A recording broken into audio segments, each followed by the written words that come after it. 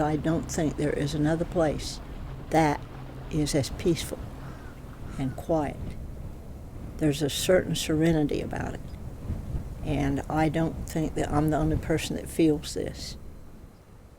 On a strip of sand at the far eastern edge of North Carolina, an island town sits empty.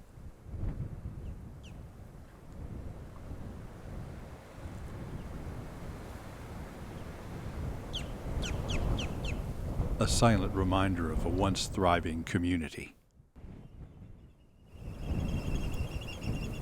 I was actually the last baby born on the island, one of the last children to go to school, and my family were the last ones to leave, which was my sister Marion and my Aunt Elma Dixon, which left in 1971. No one lives here now, at least not permanently. But the town lives on in the memories of those who once called it home.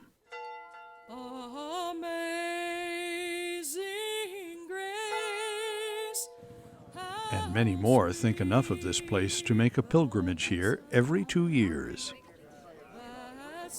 They come from hundreds of miles to remember, to reminisce about the town called Portsmouth. Here we go, 1, 2, 3. In colonial times, Ocracoke Inlet, despite its shallowness, was an important shipping route for a colony with few roads. Portsmouth Island was used as a lightering port for goods coming in and out of North Carolina. Life on the island was never easy. There was no electricity. All material goods had to come by boat from Ocracoke. But at its peak, Portsmouth boasted a population of over 600. Eventually, shifting sands and changing times began to take their toll. In 1846, a hurricane created Oregon Inlet and deepened the inlet at Hatteras. Shipping gradually shifted away from Ocracoke Inlet. The U.S. life-saving station was decommissioned by the Coast Guard after World War II. The post office, which also was the general store and community gathering place, closed in 1959. After 119 years of service. A lot of people say that the people left because of hurricanes. That is not true. There was a few people moved away after the 1933 hurricane, but the real end of Portsmouth was the school closing. Well, the state would not put a school unless there were 3 children. And the last year I went to school, there were 3. And so 2 of those children belonged to a Coast Guardman, and he got transferred, which took those 2 away, so there was no more school. So what was left was the older people, and they stayed until they died. So it was a gradual end to this village, really, to the island. By the 1960s, there were just 3 permanent residents on Portsmouth, Miss Dominique's relatives, and a man named Henry Piggott.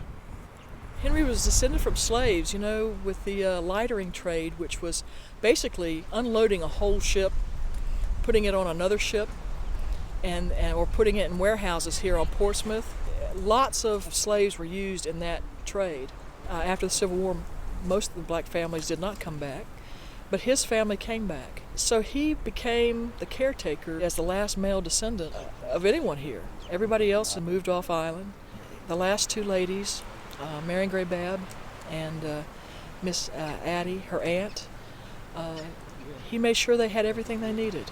And it was because Henry was still here that they could make a living, could stay over here. Henry Piggott died in 1971. He's buried near the church, within sight of his house, in a small graveyard. With his passing and their lifeline gone, Miss Marion and Miss Elma reluctantly moved off the island. The deserted village and island are now part of the National Seashore. A dedicated group of volunteers helps preserve some of the buildings.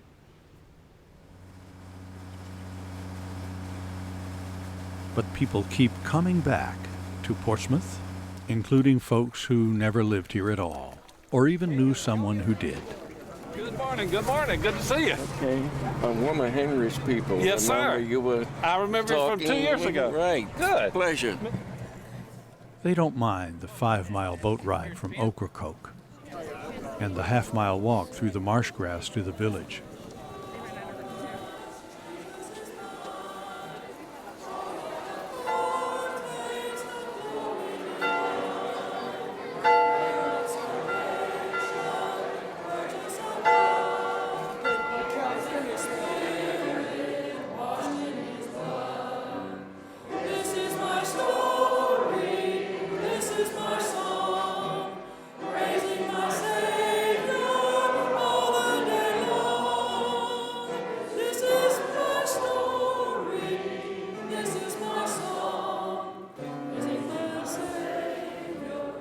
What a wonderful sight this is for me today to see so many of you folks.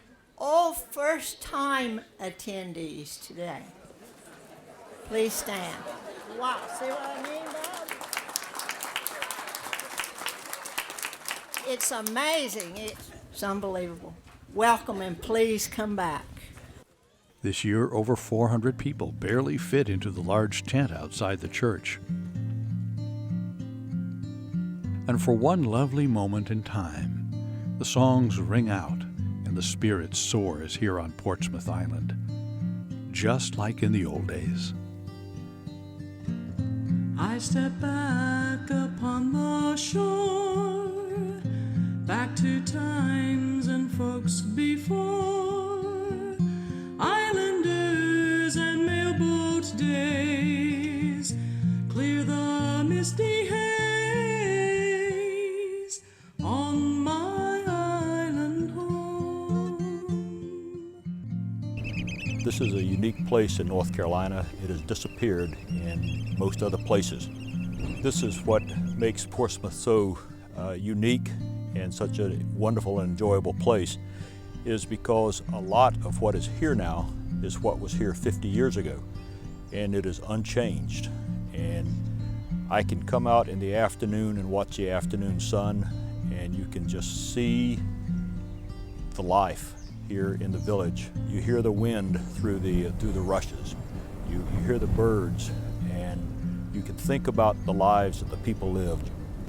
Portsmouth town will never die, and will seldom change. No roads or wells, small sandy lanes, cisterns caught the rain.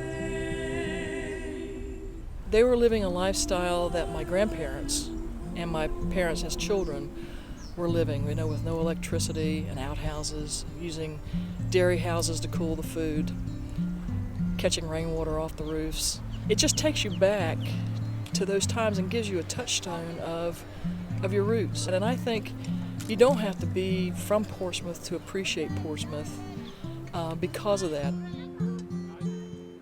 On my island home. No matter where I've lived, and my husband was in service, no matter where I've lived, no matter where I've tried to make a home, which I always did, no matter where, but when I speak of home, I think I'm speaking of here.